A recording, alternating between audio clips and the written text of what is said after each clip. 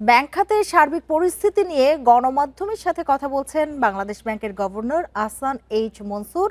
আমরা সরাসরি চলে যাচ্ছি সেখানে। থাকলে 20 কোটি টাকা আমি লোন হিসেবে নিতে পারবো, 10 কোটি টাকা থাকলে 2 কোটি টাকা লোন হিসেবে নিতে পারবো, এইটা হবে জামানত হিসেবে থাকবে।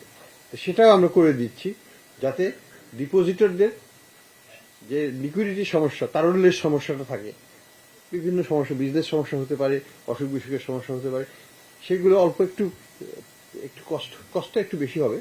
মানে ডিপোজিটের উপর ওনারা যে রেট পাবেন, ডিপোজিটের উপর যদি 8% পান, এখানে হয়তো তাকে আরো 3-4% বেশি দিতে হবে, দিয়ে এখানে বড় করতে পারবেন ওনারা।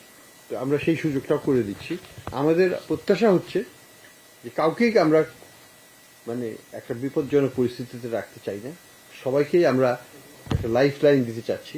সবাই যেন বিজনেস করতে পারে, সবাই যেন এই ব্যাংকটা নতুন ব্যাংকের সাথে যারাই এই 5টার গ্রাহক ছিলেন সবাই যেন এই নতুন ব্যাংকের গ্রাহক হিসেবে থাকেন এবং আরো নতুন নতুন গ্রাহক এখানে আগামীতে যোগদান করেন, এটাই আমাদের লক্ষ্য।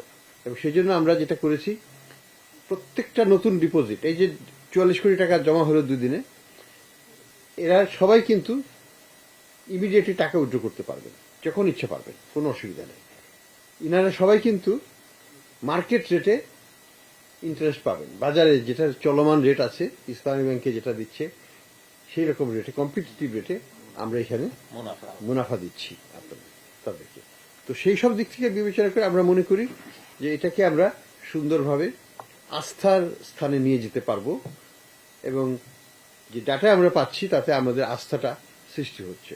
আমরা আশা করব আপনাদের মাধ্যমে আমরা আমাদের এই এই আস্থার জায়গাটাকে আরো একটু শক্তিশালী করব, কারণ আমাদের স্টোরিটা কিন্তু পজিটিভ।